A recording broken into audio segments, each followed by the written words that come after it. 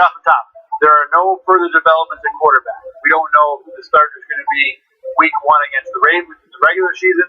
We don't know who's going to start Thursday in the last preseason game. We don't even know who's going to play in that preseason game on Thursday. And it's frustrating. Sean McDermott, he was asked today, wouldn't you have liked to have named your starter by now? And he said, hey, you'd like to have your starter named back in April when the season starts. But we drafted a guy that throws the whole thing out of whack. And I get the impression because Sean McDermott is continuing to let this play out further that they really wanted Josh Allen to win that job yesterday. And I think that what happened yesterday is not, certainly the Bills didn't expect to get steamrolled in the preseason. That's not what the plan was. But in a larger picture, I think the goal seemingly was to get Allen ready to go week 1. And I don't know how much of a real competition they had. Which, if you want to make this competition about Josh Allen versus Josh Allen, and if he's ready to play, then you start him no matter how the other guys look, that's fine. It was never really presented that way, so you kind of feel a little like the wool pulled over your eyes. And again, some of this I'm trying to read between the lines about, but I just find it unusual that, really at this point, you can name your starter. You're not having any sort of legit week of practice this week. The Bills did not even wear helmets in practice today. Today was a glorified walkthrough. Tomorrow will be less of that, and they're on a plane on Wednesday. And then none of the starters are going on Thursday. McDermott was asked today, considering how bad your starting offense played, not in these words, he was asked, do you maybe think about putting some of those guys in for a little while in the 4th preseason game, even just to get the stink off? And although, if you read the transcript of what McDermott said, he talked about, I see some, I can see why you asked that. It makes some sense, but we want to stay healthy. The feeling I got listening to it in person was, yeah, that ain't happening. So, the starting quarterback battle, we have gathered in all the information we are going to gather between now and Monday when the Bills will begin work for the first time for a real game. They're going to have Friday, Saturday, Sunday off, at least in the meeting. So there's nothing new to find out. There's nothing to wait and see. The coaching staff has seen all the game film from yesterday's game. They're not going to do anything real in practice this week. They're not going to play any starters on Thursday. They're going to be off Friday, Saturday, Sunday for the most part. So Monday is, you would think, probably the day that the Bills will name a starting quarterback. But they could have done it today because there's nothing new that's going to come out or be learned about the quarterback between now and then. So why continue to keep a secret? Well, look, choice number 1, why Sean McDermott would do this, is that maybe he's going to not announce the starting quarterback until 12:30 on Sunday against the Baltimore Ravens. He is going to try and keep this a secret to try and gain a tactical edge on Baltimore next week. He's a football coach. We all know this is not something that is beyond that. I think there's also a possibility, and I'll give Joe Biscaglia at WKBW Buffalo credit for this. He talked about the idea that maybe if A.J. McCarron is going to be the 3rd quarterback, then maybe the Bills will try and trade him. Well, if they're trying to trade A.J. McCarron, who's the only real, possibility in terms of a trade at quarterback for the Bills, if you're trying to trade him, it does help you to not announce that he's not the starting quarterback, to make it seem like he could be the starting quarterback, and therefore you should get more back in a trade. Again, when it's not, I don't know how much of a help it's going to be, but it is possible. So, beyond that, the only other thing I can think of why Sean McDermott would not have named a quarterback today or by now is maybe they really haven't decided yet. I don't know why that would be, because we're not going to learn anything more that we haven't already learned about Nate Peterman and Josh Allen. Maybe if A.J. McCarron is still in this and they want him to play on Thursday and they're going to base some sort of evaluation off of that, I don't think that's possible, though. I think the 2 likeliest scenarios are Sean McDermott's going to hold on to a starting quarterback as long as he possibly can to gain an advantage against the Ravens, or maybe they're trying to hold trade value for A.J. McCarron, or maybe something else. I can't think of another legitimate reason why not to announce a quarterback now. Because, again, between now and Labor Day, we're going to learn nothing. And, it's frustrating for us in the media. I don't know how you, as a fan, feel. I'm sure everything that's best for the team is best for you. I get that. But I think the earliest possible time we're going to find out who the starting quarterback of the Buffalo Bills is Labor Day, early. And then it could be the following Wednesday, the big media day, for a game week. Or I think it's distinctly possible we may not know who the Bills starting quarterback is until sometime Sunday morning. I think at this point, in terms of who I think should start, to me it's Nate Peters. We saw what the offensive line can look like against a good defensive line, and they're going to play, not necessarily Baltimore, but after that it's the Chargers, Minnesota, Green Bay. And really Chargers, Minnesota, two unbelievably good defensive line. So do you want to put your rookie quarterback, who has an issue getting the ball out on time, who looked hesitant to pull the trigger against the Bengals, do you want to put him behind that not very good offensive line against some of the best defensive lines in football? Baltimore in their home opener is going to be no slouch. And, Green Bay, with an offense like they have behind Aaron Rodgers, could be up 2 touchdowns on you like that. And that makes their defensive line that much better when they're playing from ahead. So, to me, not only is Nate Peterman the right idea to save Josh Allen's mental state, perhaps his physical ability, but Nate Peterman has always been a guy who's one read and out. Drop back, find the guy, ball out. Drop back, check, ball out. That's what you need behind this offensive line.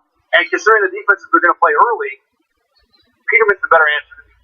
Josh Allen is not ready. I told you at the beginning of camp, Josh Allen did not have to win this job to have a successful camp. Josh Allen, even including yesterday, had a successful preseason. A very successful preseason. He looked at times functional. He looked at times unbelievable with the arm talent. He gave you everything you wanted to see to feel like the Bills have a possibility of having found their franchise quarterback. That's all you need to see from Josh Allen this preseason. He does not need to start.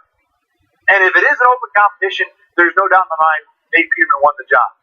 The question is, was it really an open competition, or was this preseason really one way to get Josh Allen ready to just take the job? All he had to do was look to be ready.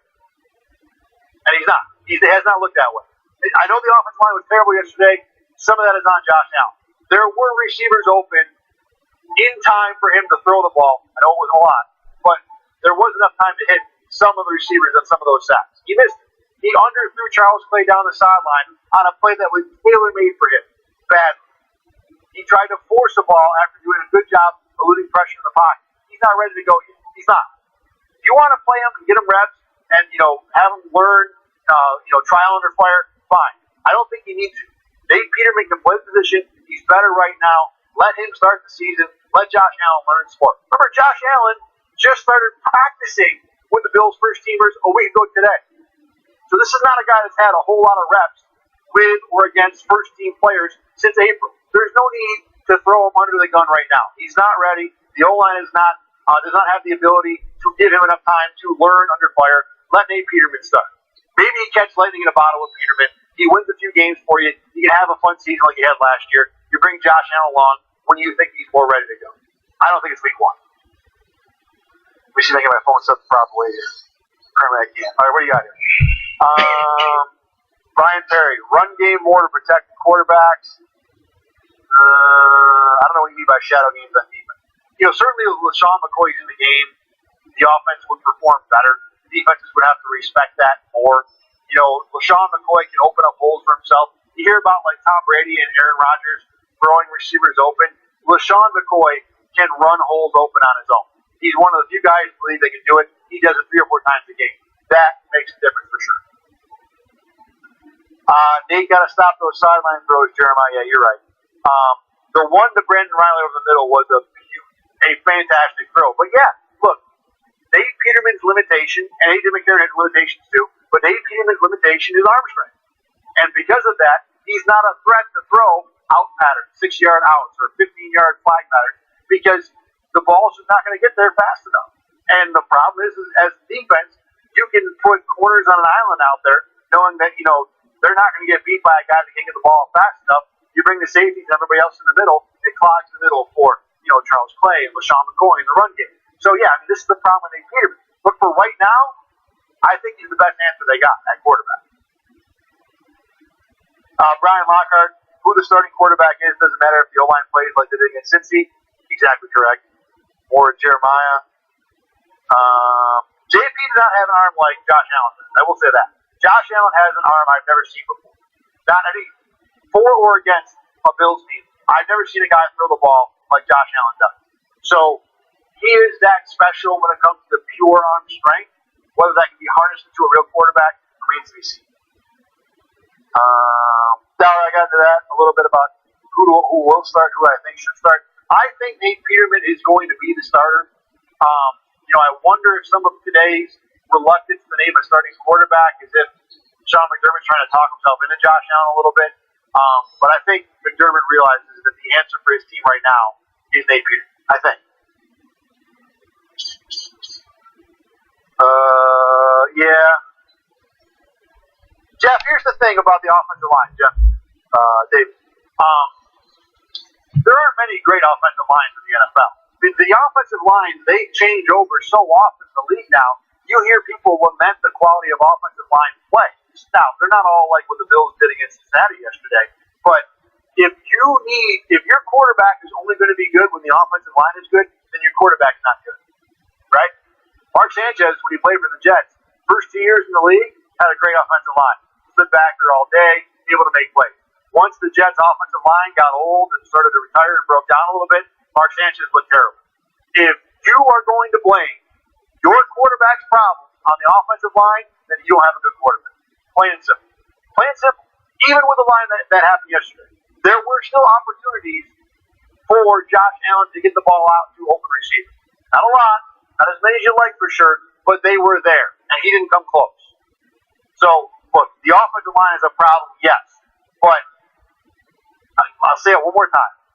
If your quarterback is not going to be good until the O-line is good, then your quarterback's not good. Plain and simple. What else you guys got here?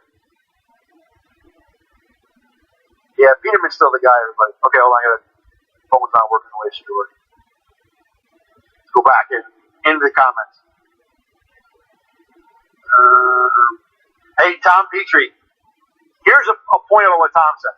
He says the offensive line is going to get whatever quarterback that starts killed. Keep this in mind. All three quarterbacks have had a chance to start. Josh Allen got hurt. A.J. McCarron got hurt. Nate Peterman didn't get hurt. Now, to be fair, Peterman played the least behind that first-team offensive line against first team. But he didn't get hurt, and he moved the ball up down the field. I mean, they waltzed to a touchdown against Carolina and probably would have scored again if Chris Ivory didn't have the ball go through his hand. So, again, Nate Peterman fits the Bills' problematic offensive line better than A.J. McCarron, who's had trouble holding on to the ball all camp long. He does it too much. And Josh Allen, who clearly is not ready yet to read defenses at the speed you need to in the NFL. So go with Peterman. Sean Nelms, any unsigned QBs to consider? I don't think so. And that is another topic I want to get into quick here. The Bills are probably going to play this fourth preseason game with one of the quarterbacks or two of the quarterbacks on the roster. And again, the Bills may not announce the starting quarterback, but whoever doesn't play Thursday against the Bears is probably going to be the starter. Now, it could be A.J. McCarron plays the whole game, and we're still where we think we are, which is either Peterman or Allen will be the starter.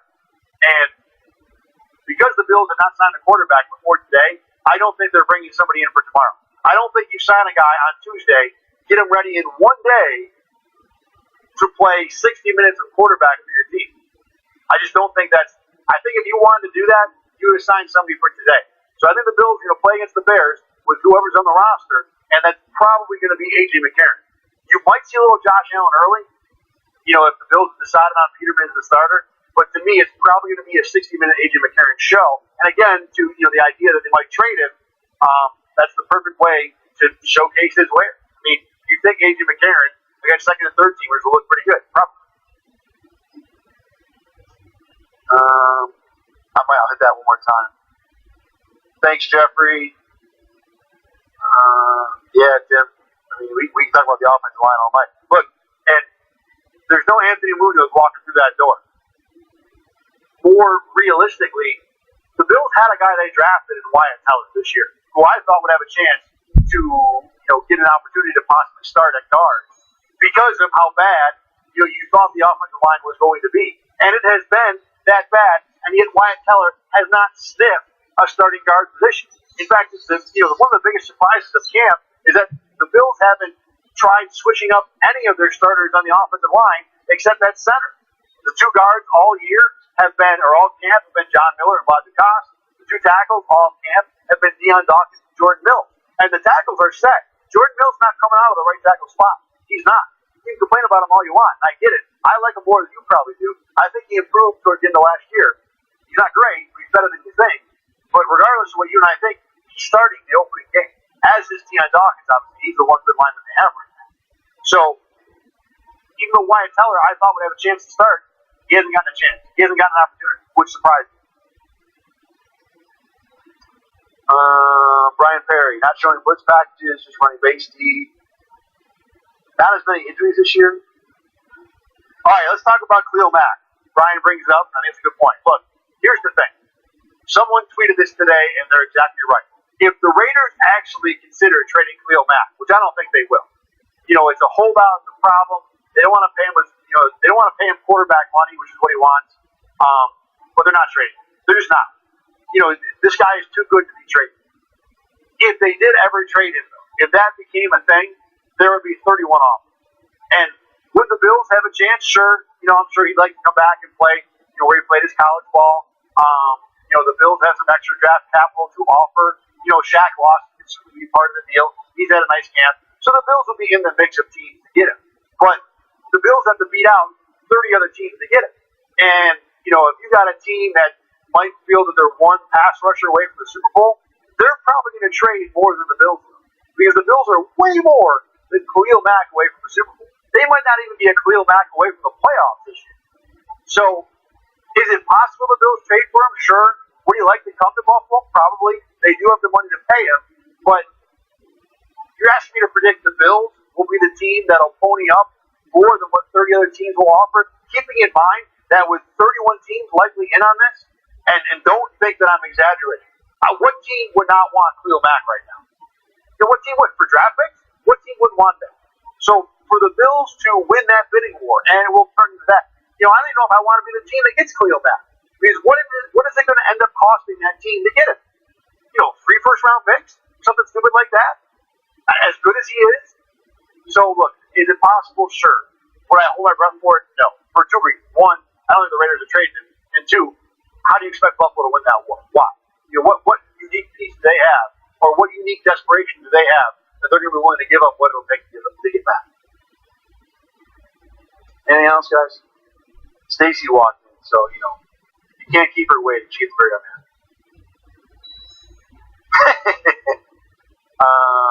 Michael McKay, the wide receiver core, is very good. We'll put that aside for now. The O-line looked bad enough that we can ignore the wide receivers this week. Tom, you can be cautiously optimistic. I don't think that's wrong. Look, bottom line, and I'll end on this, yesterday was a preseason game. It did not matter. If Josh Allen played great, sure, it would be good to see. It'd be a nice feeling. It wouldn't matter. The O-line played terrible. I know they played terrible against the Browns. I know they don't have much talent. I know we expect them to play terrible. Regardless, it was still a preseason game. That 2 quarters and change does not sum up the Bills' offense for this year. Or at least we hope it won't. I don't think it will. It was just a preseason game. There's still a lot more to go when it comes to this Bills team. Look, I don't think they're a playoff team. I'm probably going to go into the season. I'll stay at 7-9, which feels like an optimistic number right now after what we've seen in the preseason. But what I saw last year with Sean McDermott pulling wins out of his backside left and right, I'm going to give him the benefit of the doubt and predict 7-9. They might not be that good a team. They're probably not a playoff team. But they weren't as bad as they were yesterday. They just weren't. That's preseason. Those things happen. We'll move forward. And with that, see you later. Probably talk again tomorrow. Stacey's going to talk about some what are you talking about? Did I tease you at all? Oh, it's going to be sticky. Oh, I went, by the way, so my daughter's going to middle school, and she's having trouble figuring out her locker lock, like how to get it open. So I came in with her today to help her figure it out, and it was a pain. I mean, it was a tricky little thing. It took like an hour. The worst part was the school had no air moving through it, and it was like a sauna in the hallway. I was getting upset just standing there. It was the worst feeling ever, and we figured it out. We got it done, but what a mean, it was the worst possible day. Yeah, I know. She's had it. Yeah, hey, feel bad for Dad. I was totally uncomfortable. I know. Yeah, I know. There's a lot of stress. We got a lot of stress in the Brown household right now, and I have one kid. So, but we got to figure it out, and we're gonna go test our knowledge tomorrow. So, yes, a long one. All right, Stacy's up next.